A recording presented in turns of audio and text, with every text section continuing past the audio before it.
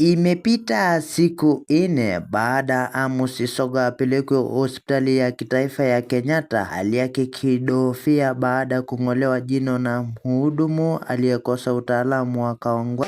When he came, like I told you, when he came the first time, we had to rush him to theater.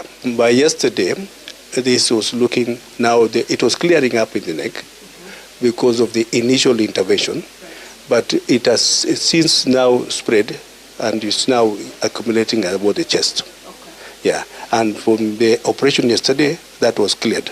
And we took him to theater for the second surgery that lasted till close to midnight, and then took him back to the critical care unit where he is undergoing continuous monitoring and also getting the treatment. Madaktari walisema Amos alipofikishwa hapa walikuwa na wasiwasi tele kuhusu hali yake. It is a very dangerous situation because the infection is now tracking down through the neck, going towards the chest.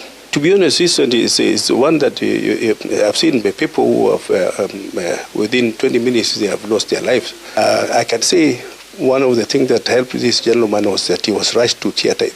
Kliniki hii kutoa hudumu hapa zaidi ya mwaka 3.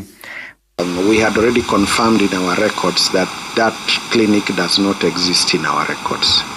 The name that had been given also did not exist in any of our records.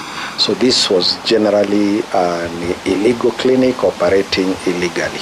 Basi na usimamizi wa Nairobi wala baraza la madaktari na hospitali nchini KPNDC kujua.